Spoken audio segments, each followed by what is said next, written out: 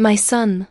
Those words, those simple, innocent words, are the ones that have haunted me for years, echoing in my mind every time I close my eyes. They carry the weight of everything I had hoped for, everything I had failed to be, and everything I had lost. If only I had known that on my 50th birthday, those words would shatter the illusion of the perfect family I had worked so hard to create. I had always thought my family was like everyone else's. We had our ups and downs, but we were together. Or at least, that was the picture I tried to paint. It had been almost 2 decades since Daniel and I separated. The pain of our divorce still lingered, but I had moved on. Or at least, I told myself I had. I had raised Evan as a single mother, pouring all my energy into making sure he never felt the absence of his father. And, as much as I tried to convince myself that I was doing a good job, I always felt that gnawing doubt in the pit of my stomach. Was I really doing my best for him? Now, I was celebrating my 50th birthday. I had planned the perfect evening, hoping for a moment where I could finally feel appreciated, finally feel that my efforts had been worth something. My house was decorated, the candles on the cake were ready to be lit, and everything was set. I had invited Evan, of course.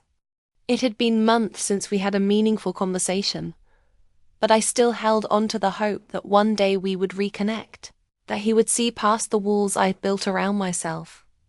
My son, Evan, was no longer a child. He was 25 now, grown and distant. I still remembered the little boy who would climb into my lap and tell me everything about his day. I missed those days more than I could ever express. But, over time, those moments faded. He had become a young adult one who was busy with his career and his life. A life in which I no longer seemed to have a place. It wasn't for lack of trying. I called him regularly. I sent him texts. I invited him over for dinner. But the replies were short, the visits fewer. It hurt. It hurt in a way I couldn't describe. I tried to hide it, to convince myself that he was just busy and that this was part of him growing up. But deep down, I knew the truth. I had lost him. Maybe not physically, but emotionally. It was hard to admit, but I had failed him. My work had taken so much of my time. After the divorce, I had thrown myself into my job running my own business, doing everything I could to build something strong for myself.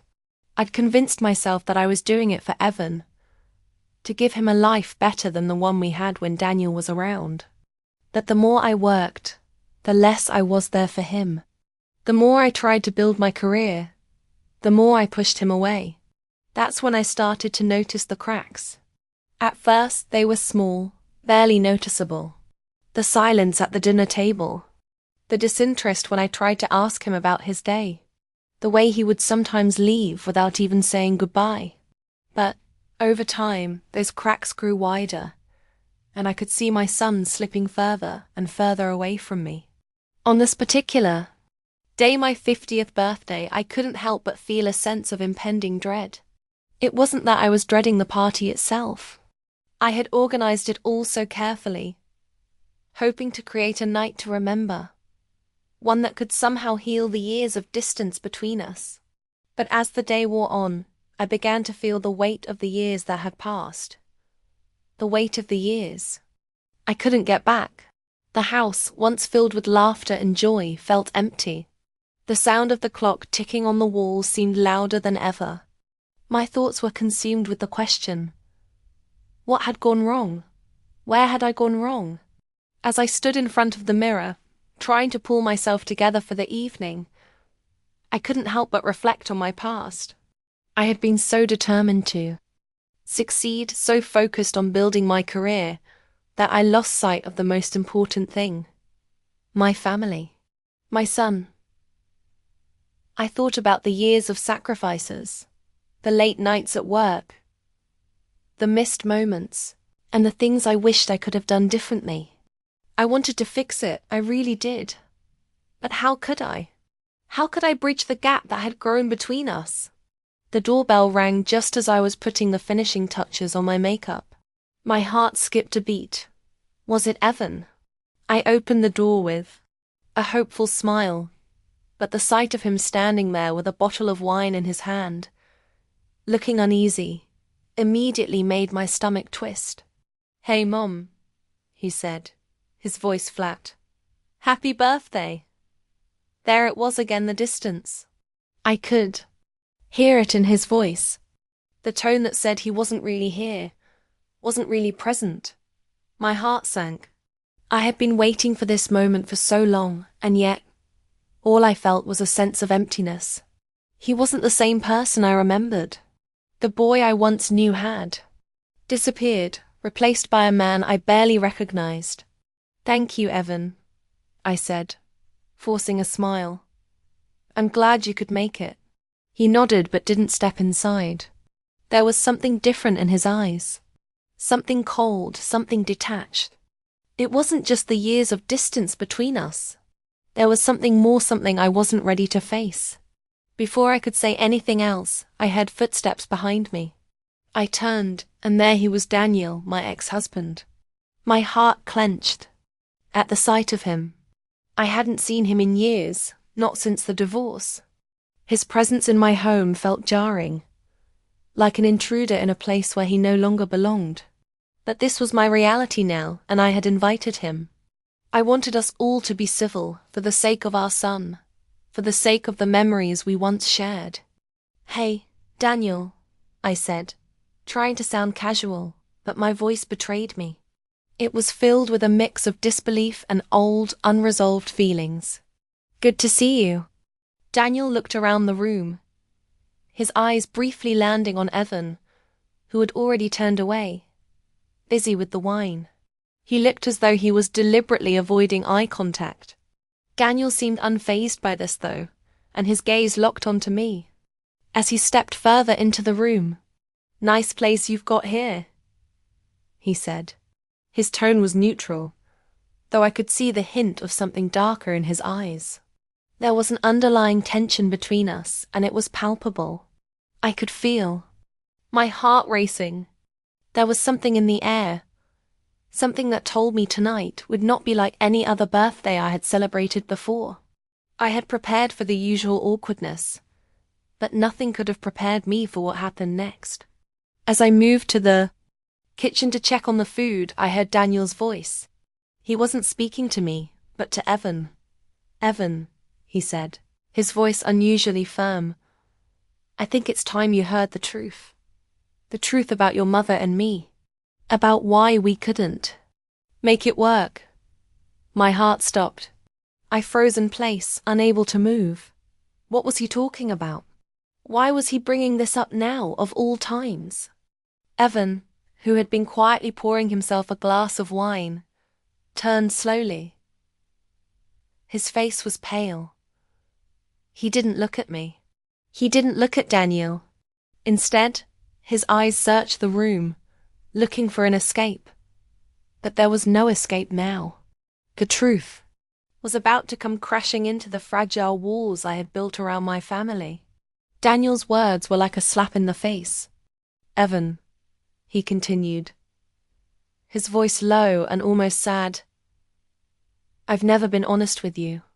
The reason your mother and I didn't work out, it wasn't just her. I was the one who walked away. I'm the one who failed this family." I felt like I had been punched in the gut. My breath caught in my throat. I wanted to scream, to tell him to stop, to say this wasn't the time, that this wasn't the way.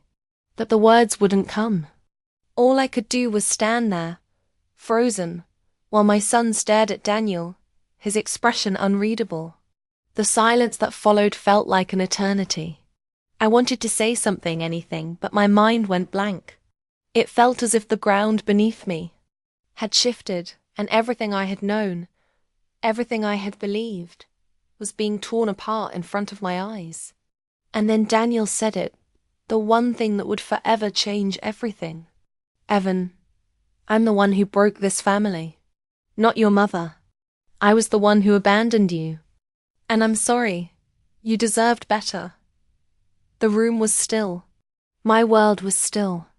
And for the first time in years, I realized that the past wasn't just something I had to come to terms with. It was something that had been holding us all back, keeping use from moving forward, from healing. And now it was finally time to face it. Ask ChatGPT. The silence that followed Daniel's confession was unbearable. It was as though time itself had stopped. The air in the room grew thick, heavy with the weight of secrets and unspoken words. Evan stood there, his hand still gripping the wine glass, but he didn't seem to notice.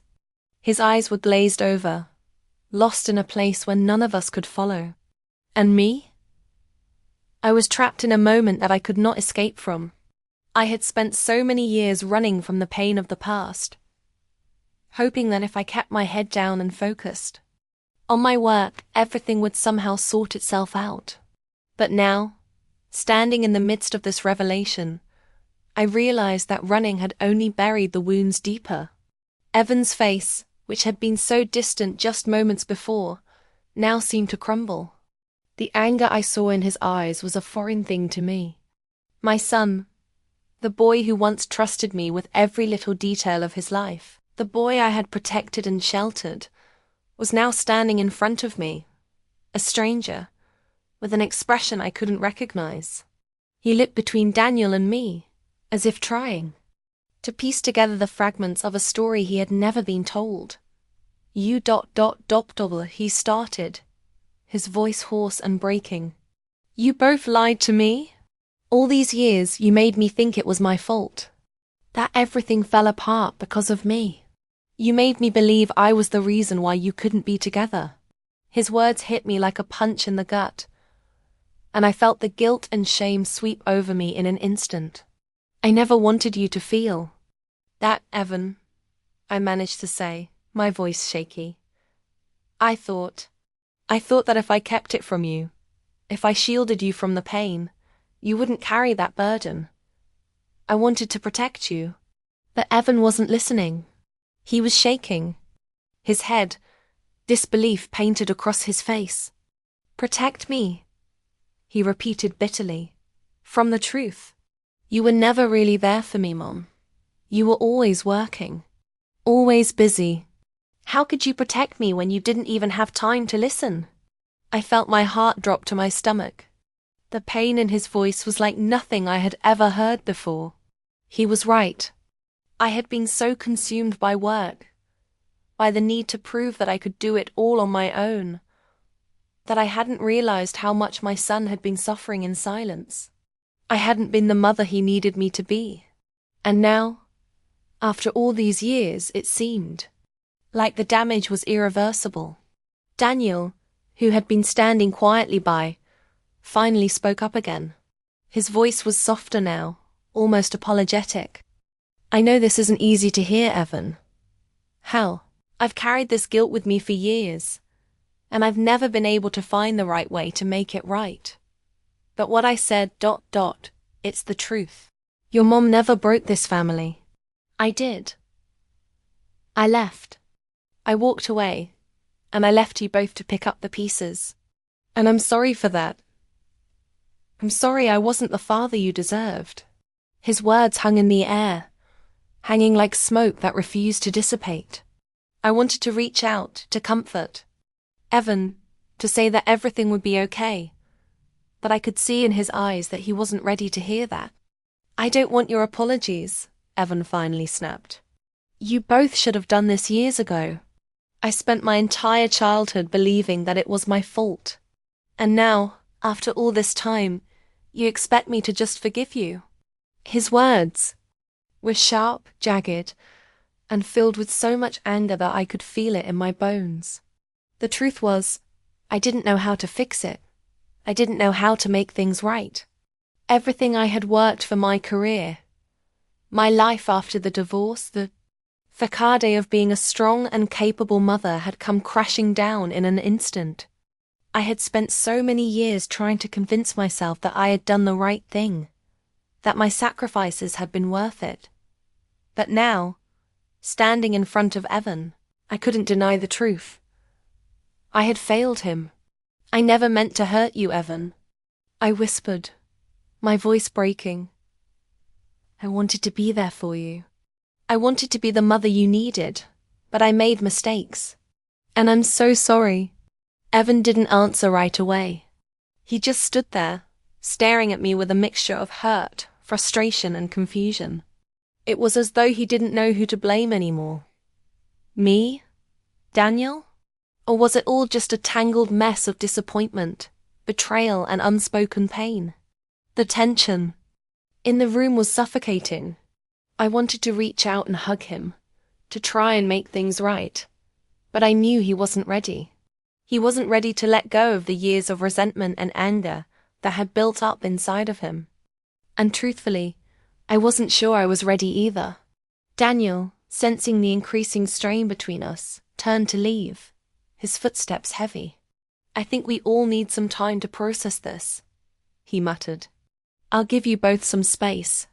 I'll be in touch. With that, he walked out of the room, leaving Evan and me standing there in the silence. The door closed behind him, and the reality of what had just happened hit me all at once. This wasn't just a moment of clarity. This was the beginning of a long, painful journey to understanding and healing. It wasn't going to be easy. It wasn't going to happen overnight. But maybe, just maybe, we could find a way back to each other. I turned back to Evan, who hadn't moved. He was still standing there, his back stiff, his eyes staring into the distance, as if he were trying to figure out what to do next. I don't know how to fix this, Evan, I said softly, but I want to try. I really do. He didn't respond right away, and for a moment, I wondered if we would ever find our way back to the place we once were. But then, after what seemed like an eternity, he looked at me. His eyes were still full of anger, but there was something else there too, something I hadn't seen in so long. Pain. I don't know if you can fix this, Mom, he said, his voice quieter now. I don't know if I can ever forgive you, but I'll try. For you. For us. It wasn't much, but it was a start. A fragile, delicate start. And as the night stretched on, I realized that maybe this was the first step toward rebuilding what had been broken. The truth had come crashing down, and the past couldn't be undone. But perhaps, just perhaps, there was a way to build something new from the wreckage. The days following Daniel's bombshell on my 50th birthday were a blur. I was trapped in a whirlwind of emotions, my mind constantly replaying every word that had been spoken, every gesture, every moment of silence. The truth was out now. It was like a heavy fog that had settled over our lives, clouding everything we had known, everything we had believed to be true. I couldn't stop thinking about what Daniel had said. I couldn't stop thinking about the years of pain, the years of distance between me and Evan. But most of all, I couldn't stop thinking about how I had failed my son. Evan and I hadn't spoken much in the days after that night. He had retreated into his own world, and I had respected his space. After all, he had every right to be angry, to be confused, to be hurt. I wanted to fix things immediately, to undo all the damage, but I knew that healing wasn't something that could happen overnight. It was the hardest thing I had ever done, waiting for Evan to reach out, waiting for a sign that things could be repaired. But even as the days stretched on, I knew that I had to give him the time he needed. If I pushed too hard, if I tried to force him to forgive me too soon, it would only make things worse. The damage was deep, and I had to be patient. I had to show him, in the only way I knew how, that I was truly sorry. It was a week before I heard from him again. My phone buzzed one evening while I was sitting on the couch, lost in my thoughts. I glanced down to see a message from Evan. "Can we talk?" The simple message brought a rush of relief. but also a wave of anxiety. What did he want to say? How would he react? Would he still be angry with me? I took a deep breath before typing back, my fingers trembling slightly. Of course, Evan. When and where? He didn't respond right away, and I felt my heart rate increase. But then, just a few minutes later, my phone lit up again. I'll be at the cafe we used to go to 7 p.m. I felt a lump form in my throat as I read the words. The cafe. I hadn't been there in years, but I knew exactly which one he meant. It was the place where we used to go after school, where we would sit for hours, talking about everything and nothing. Back when things were easier. Back when we weren't broken. I quickly changed into something comfortable, my mind racing with what I was about to face. I knew this wasn't going to be easy, but it was a step toward healing, toward understanding. And for the first time in a long time, I felt a glimmer of hope. When I arrived at the cafe, I saw him right away. He was sitting at the table, near the window, his back to me. I could see the tension in his shoulders, the way he held himself stiffly. As I walked toward him, I felt a strange mix of familiarity and distance. He didn't look up until I was standing right beside him. When he did, his eyes were tired, older than they should have been. The anger was still there, but there was something else to something I couldn't quite place. A hurt, disappointment, but there was also a flicker of something softer. A crack in the wall he had built around himself. "Hey, Mom," he said, his voice low and flat. "Thanks for meeting me." I sat down across from him, my heart pounding in my chest. "Of course," I replied softly, trying to steady my voice. "I've been waiting for this." Evan took a deep breath and exhaled slowly. He looked out the window for a moment, as if gathering his thoughts. Then finally he met my gaze.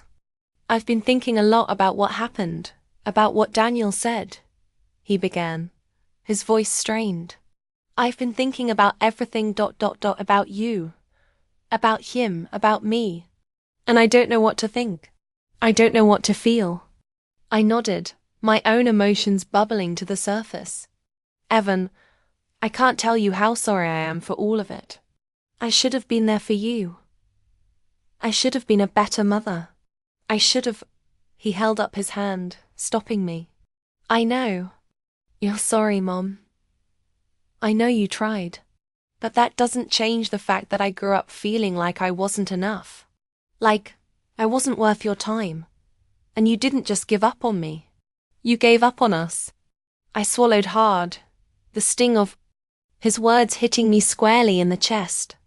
"I never meant to give up on you," I whispered. "I was so focused on making sure we could survive. I thought that if I could just make enough money, if I could just keep everything afloat, it would be enough. But I was wrong. I see that. Now, I was wrong." Evan's eyes softened just slightly, but he didn't look away. "I know. I can see that now too. But it doesn't change what happened. You weren't there. And I needed you. I needed you in ways that I didn't know how to ask for. I didn't know how to tell you." We sat in silence for a few moments, both of us lost in our thoughts. I could feel the weight of the years between us, all the lost time, all the hurt that we had both carried. But there was something else too, something that felt like the beginning of something new. "I wish I could go back, Evan," I said softly. "I wish I could undo the mistakes I made. I would give anything to have those years back, to have been there for you when you needed me the most." Evan stared at me for a long moment and, for the first time, I saw something shift in his expression. The anger, the resentment, it was still there, but it was no longer the only thing in his eyes. There was a flicker of understanding, of acceptance. And maybe, just maybe, there was a possibility for forgiveness. "You can't undo the past, Mom," he said quietly, "but you can start over. We can start over." I don't know if I'm ready to forgive you completely, but I'm willing to try. I want to try. For both of us. My heart swelled with emotion. As I looked at him, seeing the vulnerability in his eyes for the first time in years. The wall between us wasn't gone. Not yet. But it was crumbling. Piece by piece. I'm not asking you to forgive me right now, I said, my voice trembling. I know it's going to take time. But I want you to know that I'm here. I'm here for you. And I'll do whatever it takes to prove it. Evan didn't say anything for a moment, but then he gave a small, reluctant nod. Okay, let's try. One step at a time.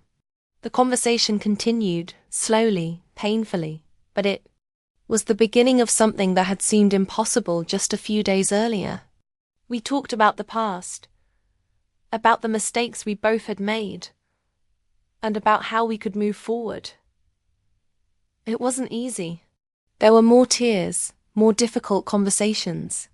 But for the first time in years, we were really talking about the things that had haunted us both for so long. Over the next few months, things didn't magically fix themselves. There were days when the old wounds flared up, when the bitterness crept back in. But there were also days when we shared a laugh, when we remembered the good times, when we found our way back to each other. Little by little. It wasn't perfect, but it was real. And as time went on, I realized something important. Healing wasn't about undoing the past. It wasn't about erasing the hurt or pretending that everything had been okay. It was about learning to live with the scars, to acknowledge the pain, and to choose to move forward anyway. Together. The road ahead was still long, but for the first time in a long time, I felt hopeful. We had a chance to rebuild, to create something new from the ashes of our broken past. And maybe, just maybe, this time we would get it right.